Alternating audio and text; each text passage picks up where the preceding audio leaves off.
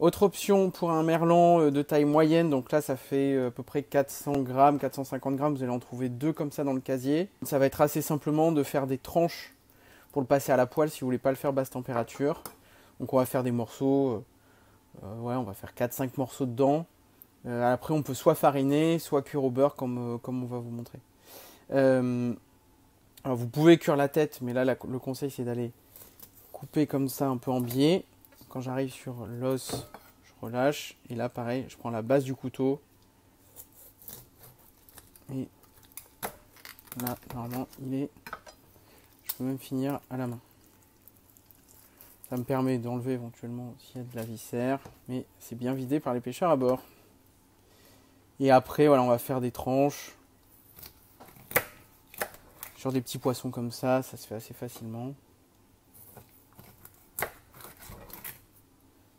Je fais un peu plus long pour être prêt à cuire ça. Hop, parti pour la cuisine. Une fois qu'on a ce merlan coupé en tranches, on va le passer sur un feu assez large. Je vais mettre un peu d'huile. Je vais vous montrer. Pas à fond parce qu'il est un peu gros. Je vais mettre moyen. La technique, ça va être en fait d'utiliser les feuilles d'aster pour faire un petit lit sous les morceaux de poisson. Je prends les plus grosses. Donc ça, c'est un peu léger. Ça, c'est trop petit. Donc je vais aller chercher voilà, les plus grosses feuilles d'aster pour faire un lit, ce qui va permettre de cuire sans fariner comme on a fait précédemment, mais de ne pas accrocher. Puis en plus, l'avantage, c'est que ça va cuire l'aster, qui va te donner un petit goût derrière. Ça va être pas mal du tout. Et donc, ce que je vais pouvoir faire, c'est faire un petit lit d'aster. Vous voyez, ça commence à cuire déjà. Là, donc, je baisse mon feu, pas que ce soit trop chaud, pas que ça accroche. Et je vais mettre mon morceau de poisson. Et je baisse mon feu qui est un peu fort. Hop. Puis je vais mettre tout en haut. Je vais mettre une petite en dessous. Faut pas que ça accroche pas. Là, normalement, voilà, vous voyez, si je bouge, ça accroche pas parce que j'ai l'aster en dessous. C'est ça le gros avantage. Je me reprévois un petit bout de sopalin pour mettre à la fin de la cuisson pour absorber l'huile. Ce que je peux faire, c'est mettre 2-3 asters en plus à cuire. Alors là, j'ai fait avec de l'huile de colza. Ça marche aussi avec de l'huile de tournesol, de l'huile d'olive. Ce qui se passe, c'est qu'en fait, ça va permettre de cuire. Le merlan, ça a des toutes petites écailles.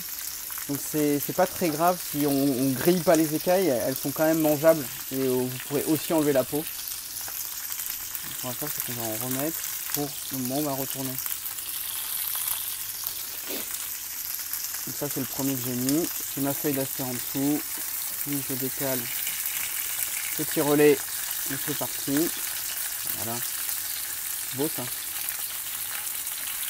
Et pareil ici, vous voyez, il faut faire gaffe parce que c'est quand même assez fragile le merlan. Ce que je peux faire, c'est couvrir avec un couvercle, histoire de pas forcément avoir trop cuire. Et ça va permettre de garder toute la vapeur là, qui va aller cuire le merlan d'au-dessus. Donc là, une petite minute est passée. Comme ce que j'ai fait sur l'autre. Là, je coupe le feu. Et je vais vérifier que c'est cuit au milieu. Ah, ça retient un petit peu. On va le remettre. On met pas trop fort et on couvre.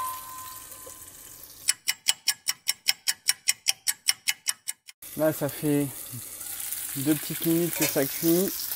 Pour éviter que ça crame, je mets des asters dans les trous. Je renverse dessus sur la tranche, histoire de cuire les bords.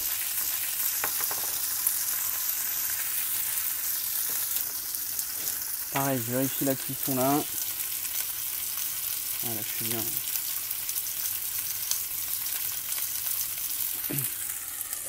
Je recouvre pour 30 secondes, 40 secondes.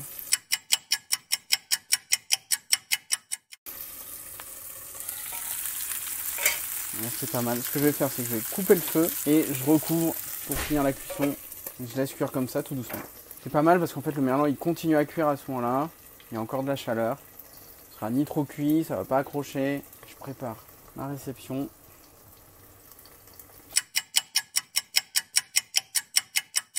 Allez, ça c'est calmé. On va pouvoir tenter un petit service un peu stylé. Je suis pas sûr d'y arriver. Ouais, ça va être chaud. Je fais comme ça. Le deuxième morceau. Et vous voyez là, la peau elle est un peu accrochée parce que j'avais pas mis assez d'aster en dessous. Hop, j'ai mon aster là un peu cuite, pas mal du tout.